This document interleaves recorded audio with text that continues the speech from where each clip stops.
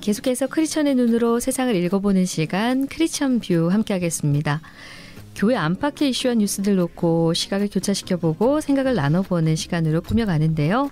부산 YWCA 전 사무총장 김혜경 권사님, 김강민 PD 두 분과 함께합니다.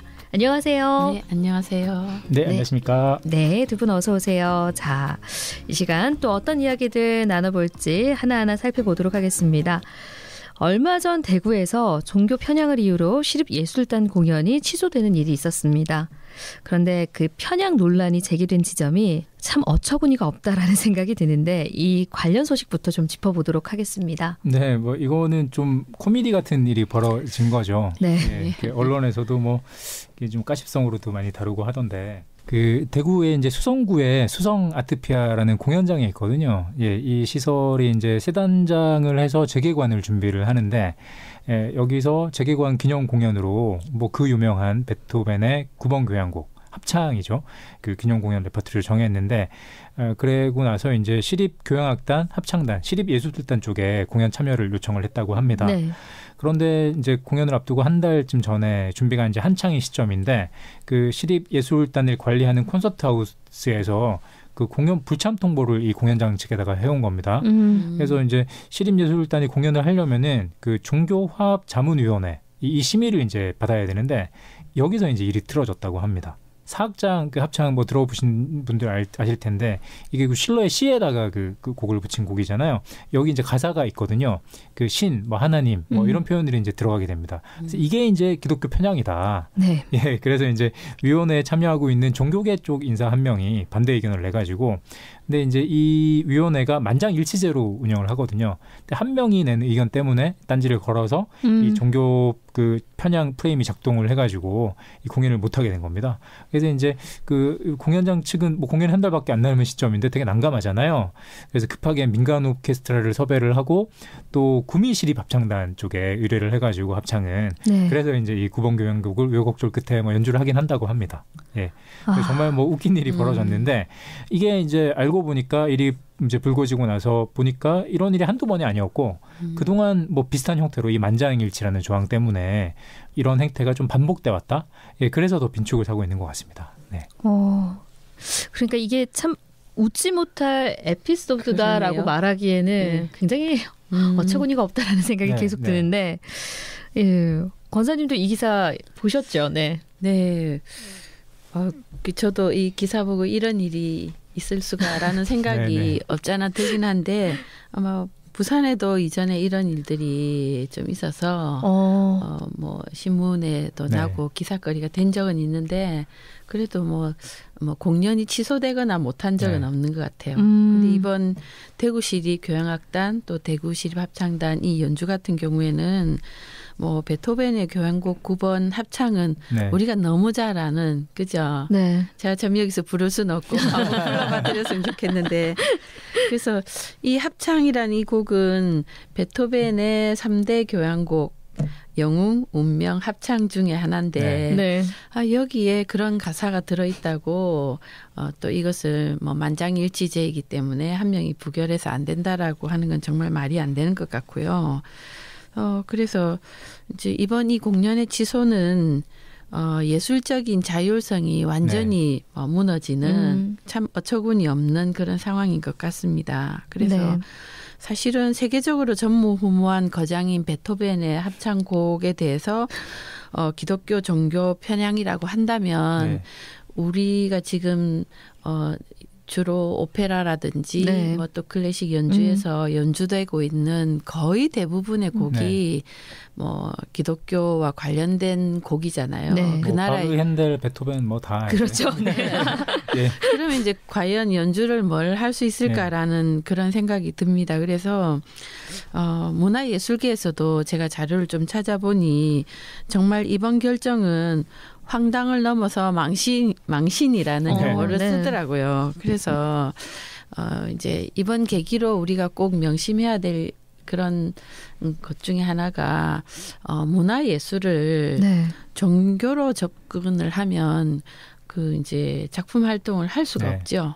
거기에 대해서 저희가 좀 생각을 다시 한번 해야 될 것 같습니다. 예를 들어서 뭐 국악 연주, 네. 우리가 국립국악단이라든지 무용단이라든지는 주로 이제 불교와 관련된 음악이고 또 무용도 승무, 뭐 네. 바리춤, 뭐 이런 여러 가지들.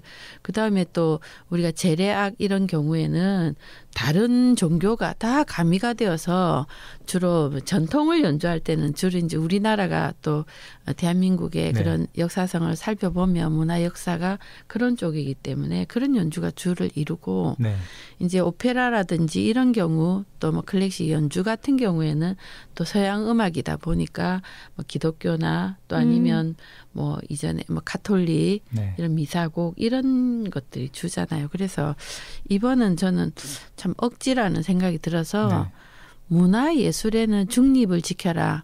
종교 편향이다. 이런 용어를 안 써야 될 것 같습니다. 그래서 사실은 이제 이것도 어떻게 보면 극단적인 사고를 강요하는 현재 우리 사회에 일어나고 있는 그런 현상들 때문에 이런 예술이나 문화에도 영향을 네. 미치는 것이 아닌가. 이전에는 그런 게 잘 없었거든요. 그래서 정말 순수 예술로 봐주는 그런 것들. 네. 꼭 중립을 꼭 지켜야 되지는 않는다라고 생각하는 것들이 꼭 필요하고 그냥 예술은 예술이다. 네. 예술은 순수성이 제일 중요하다. 그렇게 하고 좀 그런 사고를 가지는 그런 사회가 되어야 되지 않을까라는 생각이 듭니다. 네, 뭐 사실 음악뿐만 아니라 뭐 미술 쪽도 네. 마찬가지죠. 그렇죠. 뭐 예전 고전 미술 보면은 종교적인 배경을 가지고 있는 것 작품들이 뭐 태반일 테니까. 네. 사실 이게 너무 어처구니 없는 일이 벌어진 거고 사실은 뭐 좀 웃으면서 넘길 수도 있겠지만 한 번쯤은 우리 네. 기독교인들도 우리 시선도 한번 점검해보는 그렇죠. 뭐 그런 계기도 될 것 같긴 합니다. 사실 이런 일이 뭐 민간의 자율성까지 침해하는 형태로 뭐 벌어지지는 않거든요. 네. 사실은 이게 이제 지극히 그 행정 편의주의적인 발상 같아요.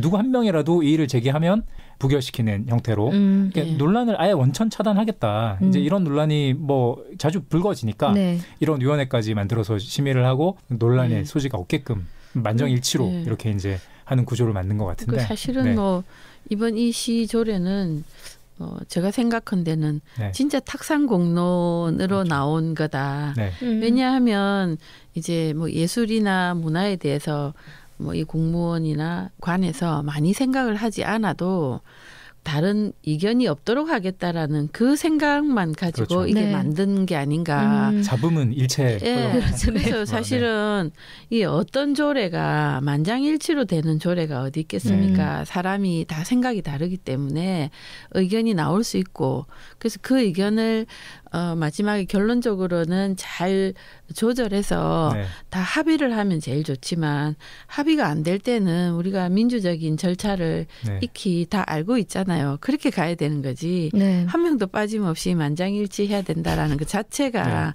너무 비상식이다라는 그렇죠. 생각이 들어요. 그래서 예술에 대해서는 네. 자율성을 좀 많이 보장하는 가운데 뭐 위원회도 운영을 하도록 그렇게 반드시 이것은 개정이 되어야 될 것 같으네요. 네. 이 조례는. 이제 뭐 네. 아이러니컬한 게 이 그 위원회 이름이 종교중립위원회도 아니고 종교화합 네.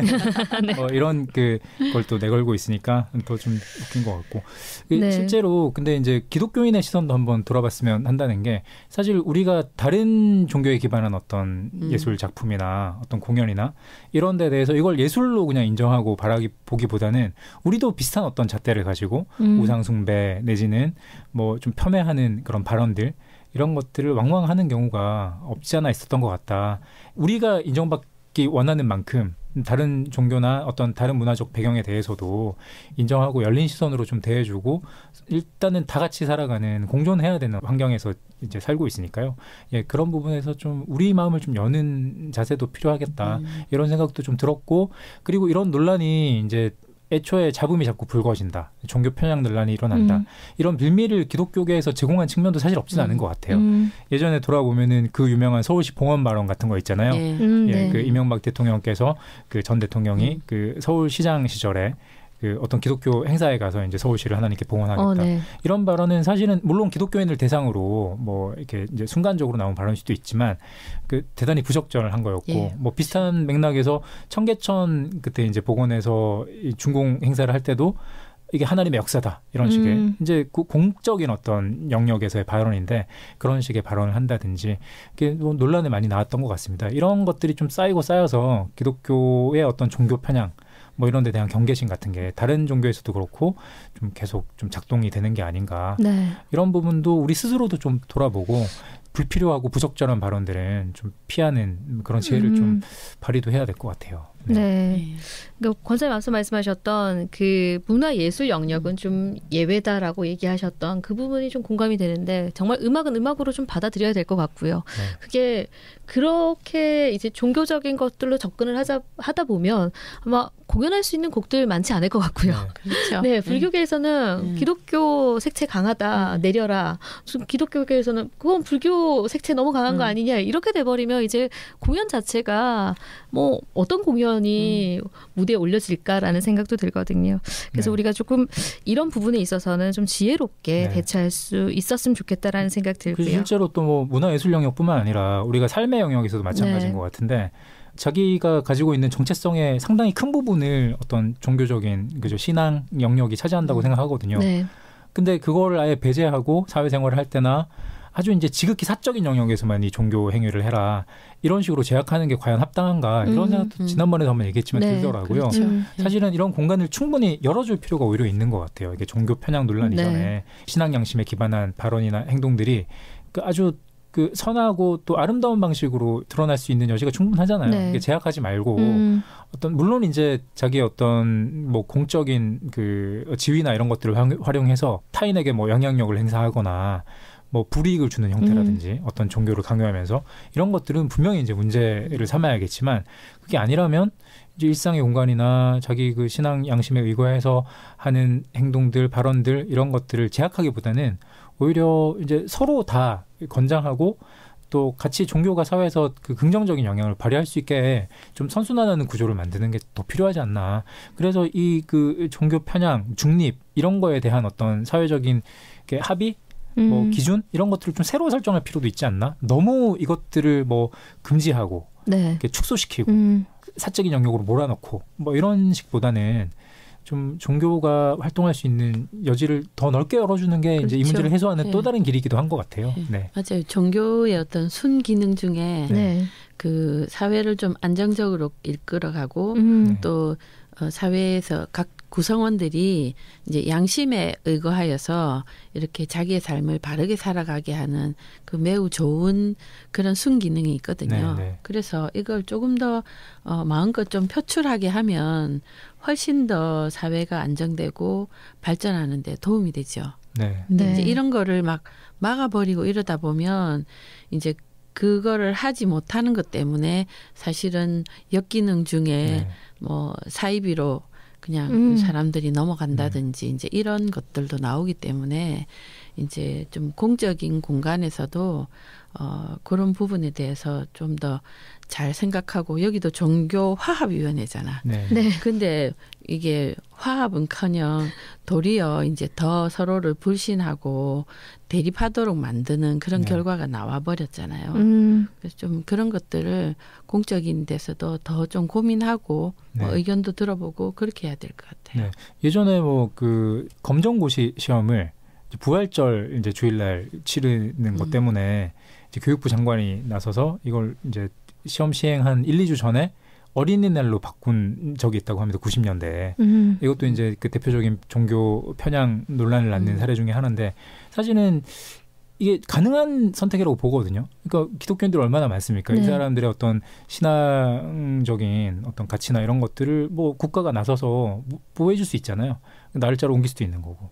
물론 기독교에 대해서만 하면 문제가 되는 것 같아요. 그러니까 이제 폭넓게 어떤 종교적 자유나 네. 신념을 지킬 수 있는 형태로 그 국가를 운영해가는 게 더 좋지 않나. 예, 그 획일적으로 뭐 기독교인도 예외 없이 이날 다 시험을 봐야 해 이런 거보다는 모든 어떤 가치들이 다 좀 존중받는 형태로 좀 그런 식으로 가면 참 좋지 않을까 이런 생각이 들더라고요. 예. 네. 종교 자유가 있는 나라인데 예. 부정적 여론을 지나치게 의식을 많이 네. 하는 모습이다라는 생각이 들거든요. 그렇죠. 그 영향을 받지 않을 수는 없지만 그렇지만 그 속에서 정말 그 자유가 보장돼야 되는 부분들, 그러니까 비단 기독교뿐만 아니라 정말 다종교 국가에서 그 모든 종교의 자유가 허용되는 범위 안에서는 그럼 적당히 지혜롭게 좀 이런 것들이 조정이 되면 좋겠다라는 그렇죠. 생각이에요. 네. 자, 이 이야기 여기까지 나누도록 하고요. 다음 이야기 넘어가겠습니다. 우리가 이번 주일, 네, 장애인 주일로 지킨 교회들 많습니다. 네, 권사님 교회는 어떻게 섬기시는 교회에서 장애인 주일 지키셨나요? 뭐 저희는 별도로 장애인 주일을 지키지는 않고요. 네. 않았는데 이제 뭐 다른 교회도 마찬가지겠지만 뭐 부산이 고령 사회이다 보니 저희 교회도 이제 어르신들이 많으세요. 네. 예.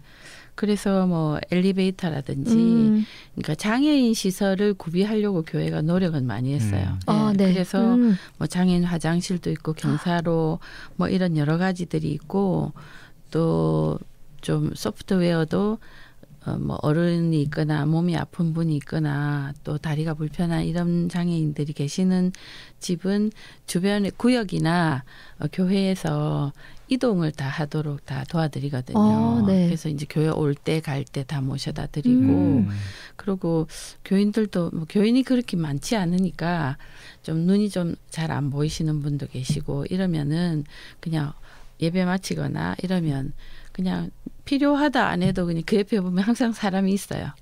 예, 그래서 뭐 그렇게는 잘 하는데 특별히 장애인 주일 이렇게는 잘 안 지키고 있습니다. 예. 네. 사실 교단마다 이게 이제 뭐 지키는 교회도 있고 네. 또 이렇게 날짜를 지정하는 방식도 다르더라고요. 네. 이제 부활절 바로 다음 주일을 뭐 해서 지정해서 지키는 교단도 있고 뭐 4월 셋째 주 뭐 이렇게 이제 그 정례화해서 지키는 교회도 있고. 근데 많은 경우에 이 장애인 주일 그냥 넘어가는 경우, 패스하는 경우도 많더라고요. 교단에서 이제 이것들을 정해두고 있음에도 불구하고.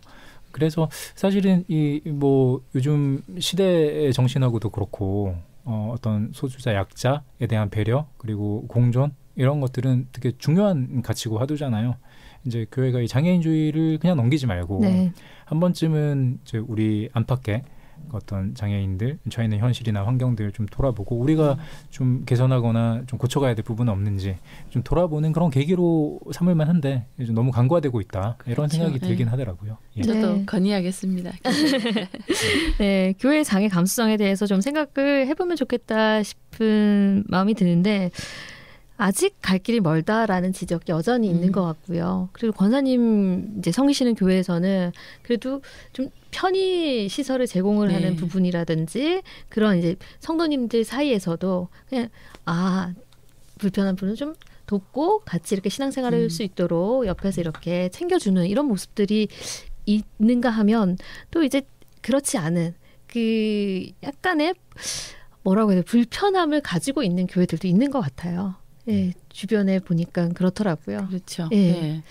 뭐 계단이 되어서 이제 다리가 불편하신 분들은 올라갔다가 네. 내려갔다가 네. 이동하기도 어렵고 휠체어도 막 여러 명이 막 들고 네. 올려야 되는 이런 경우도 있고 그래서 뭐 교회가 정말 시설이 뭐 다른 건물을 빌려서 한다든지 그렇지 않는 경우에는 시설을 좀 개보수를 하셔서 이동권 매우 중요하기 때문에 그렇게 해야 되지 않을까. 그래서 장애 감수성이라는 그런 용어를 많이 쓰는데 사실은 제가 자료 찾아보니까 후천적 요인에 의해서 장애인이 되는 분들이 거의 6가구당 1가구가 그렇다더라고요. 네. 교통사고라든지 등등. 그래서 미래의 나도 장애인일 수도 있다. 네. 이런 생각을 우리 모두가 비장애인들도 가져야 되고 그래서 좀 장애인의 그 상황에 대해서 조금 민감하게 생각하는 부분이 있어야 되지 않을까. 전체 인구의 5%가 장애인이라고 네. 이렇게 통계가 나와 있는데 정말 교회도 또 우리 크리스찬들도 장애인에 대한 관심을 좀 남다르게 가져야 된다. 그런데 이제 네. 보통은 교인들도 마찬가지고 일반 사회적인 분위기는 네. 보면 그냥 장애인을 보는 시각이 좀 불편하다, 좀 네. 다르다라고 생각하지 않고 불편하다. 동정과 차별. 시해 대상으로 예. 또 보는 경우도 예. 많고요. 네, 교회 네. 안에서. 네, 그런 것들이 훨씬 많아서 정말 우리가 장애인 차별금지법도 있는데 모든 생활 영역 속에서 장애인이나 비장애인이나 함께 참여하고 또 그들도 평등권을 보장받을 수 있도록 차별이 되지 않도록 네. 그렇게 가야 되지 않을까 싶습니다. 교회가 그 많은 경우에 뭐 장애인 복지 시설이라든가 뭐 기관들 같은 거 많이 운영하잖아요. 장애인들 선교를 위해서 또 뭐 교육 사업 같은 것도 많이 하고 많이 이제 그 예산도 투입하고 활동을 하고 있는데 정작 그 장애인을 대하는 태도나 교회 안팎의 어떤 우리의 어떤 자세 네. 이런 데 대해서는 오히려 사회가 앞서가는 것에 미치지 못하는 측면도 많이 있는 것 같아요. 얘기했지만 장애인을 너무 시혜의 대상으로 동정에 너무 안 됐다. 몸이 저렇게 불편한데도 저렇게 봐봐 열심히 신앙생활하는 거 봐라. 이런 식의 어떤 태도가 상당히 불편한 구석이 있는 것 같거든요. 네. 이게 시설의 문제는 아닌 것 같아요. 비단 시설이 네. 잘 갖춰져 있어서 장애인분들이 예배드리는 그런 환경이 편리해졌다. 여기에서 이 문제가 해결이 되는 게 아니라 정말 교회라는 곳이 특정인을 위한 곳이 아닌 만큼 더불어 함께 사는 곳 그리고 다 같이 그 예수님의 사랑 안에서 하나 되는 곳이라는 그 공동체라는 의식이 좀 있었으면 좋겠고요.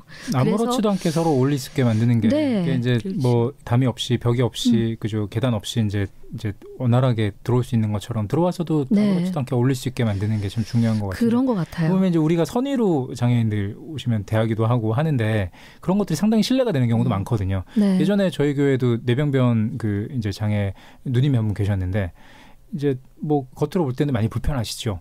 그런데 뭐 사고라든가 이게 생각하시는 것들은 일반 여느 그 또래랑 다름 없으신데 다 어린이 취급을 하시는 거예요. 네. 우쭈쭈 하면서 이게 막 네. 이제 그런 태도, 온정을 가지고 선의를 가지고 대함에도 불구하고 네. 그런 식의 신뢰를 저지르는 경우도 좀 자주 봤던 것 같고요. 또 어떤 장애인 활동가도 그런 지적하시더라고요. 그러니까 장애인 예배를 이렇게 모니터하고 있는데. 어린이 찬양을 부르더라. 장애인에 대한 시선이 너무 왜곡되고 뒤틀려 있는 거잖아요. 그러니까 우리 안에 어떤 이제 잘못된 어떤 시선들 그리고 그 얘기도 하더라고요. 그러니까 우리가 많이 부르는 찬양 중에 눈먼 자는 눈을 뜨며 그 네, 노래 있잖아요. 네. 이렇게 저는 자는 걷게들이 하는 이 뭐 많이 부르는 이 찬양인데 네. 막상 이제 장애인 입장에서는 이제 이 장애를 극복하고 나서야 자유로워질 수 있다. 이런 식의 뉘앙스를 깔고 있는 가사잖아요. 이 물론 아주 아름답게 쓰여진 가사겠지만 사실 그 장애인 그 어떤 장애 감수성 입장에서 접근하면 이게 불편할 수 있는 대목이 있거든요. 그래서 이런 것들을 좀 순화하는 노력 같은 거, 그러니까 우리가 잘 못 봤던 지점이잖아요. 네네. 이제 이런 데 대해서 좀 예민하게 하나씩 뭔가 좀 짚어가고 하는 노력도 필요할 것 같아요. 성경에 보면 예전에 저희 방송에서도 설교 시간에 뭐 그 아무 생각 없이 문둥병자라는 네. 표현 같은 것들 막 쓰셨다가 항의 전화가 들어오는 경우가 왕왕 있었거든요. 만진뱅이, 소경 네. 이런 이제 그 말씀 전하는 순간에도 이제 뭐 성경을 인용해서 그럴 수도 있지만 이제 그런 것들도 듣는 입장에서는 불편할 수 있고 사회 통념하고도 이제는 거리가 있거든요. 네. 이제 이런 것들을 하나하나 좀 순화하고 고쳐가는 것도 뭐 우리가 좀 예민하게 또 봐야 되는 지점 같고 여러 가지 우리가 좀 보이지 않던 것들을 네. 하나하나 좀 톱봐봐야 되는 지점들이 있다는 생각이 듭니다. 예. 네, 그래서 그런 것들 좀 살피면서 성숙한 신앙 공동체가 우리의 교회 모습이 되었으면 좋겠다라는 생각이 들고요. 자, 오늘 이제 마지막 이 사건 기사 하나만 더 보겠습니다.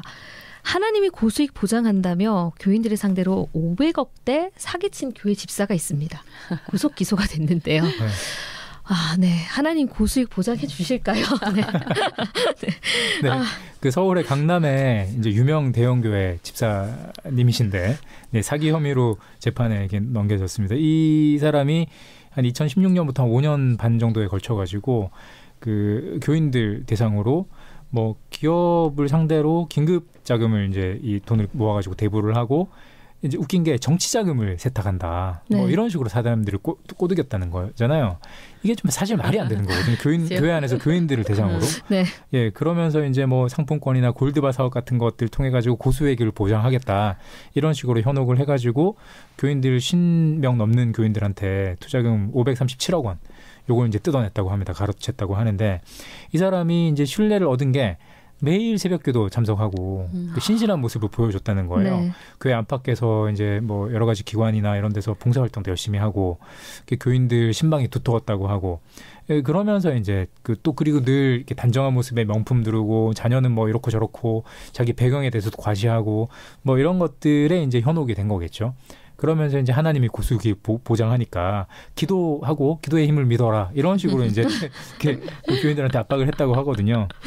그러면서 이제 되게 평범한 사람들, 뭐 직장인, 뭐 청년들도 있다고 하고요. 뭐 자녀 학자금 뭐 이런 것까지 이제 그 피해자한테 속아가지고 넘긴 분들이 계시고 피해를 많이 봤다고 하는데 이게 참 그 교회 안에서 이런 일이 벌어졌다는 것 자체가 참 어처구니가 없고 네. 어떤 일면에서는 참 슬픈 사건이다 이런 생각이 좀 들더라고요. 네. 신실한데 과연 교인 상대로 이렇게 이 어마어마한 금액대의 사기 행각을 할 수 있을까?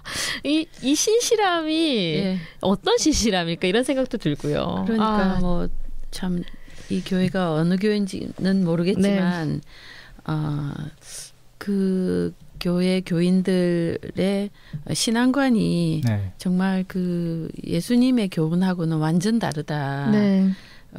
성경 어디에 하나님이 고수익을 보장하며 네. 기도하면 부자가 된다는 얘기는 성경 눈 씻고 닦아봐도 없거든요. 네. 그래서 현재 우리 한국 교회가 세상 사람들이 따라가는 가치관, 네. 그것도 세상에서도 네. 올바르지 않는 그릇된 가치관, 특히 물질에 대한 그 개인의 끊임없는 욕망, 네. 많이 벌어야 되고 부자 되어야 되고 부자 되어야지 행복한 게 아니잖아요. 네. 부자가 되어야지 행복하다고 이야기하고 그래서 부자가 되기 위해서 또는 자기의 욕망을 채우기 위해서는 타인을 고통스럽게 만들어도 된다. 그걸 그냥 뭐 당연시 해주는 그런 물질 우선주의가 우리 네. 교회에 다 들어와 있지 않나. 그러니까 그 새벽기도 한다고 신실한 거 아니잖아요. 네. 신실하다는 용어는 네. 자기 삶을 살면서 그 삶 속에서 정말 하나님을 위해서 이웃을 위해서 그죠? 십계명 이렇게 요약해놓은 그런 하나님의 영광, 이웃사랑 이것이 되도록 사는 것이 자기가 어디서 살든 제대로 사는 것인데 그래서 이런 물질을 중요하게 생각하는 것은 예수님의 교훈, 예수님의 가치하고는 완전히 상반된다고 생각이 듭니다. 그래서 이런 것들을 교회가 막아내는 대책이 저는 필요하다. 뭐 네. 대책은 여러 가지가 있겠지만 그래서 저 나름대로 대책을 세워봤는데 네. 가장 큰 대책은 네.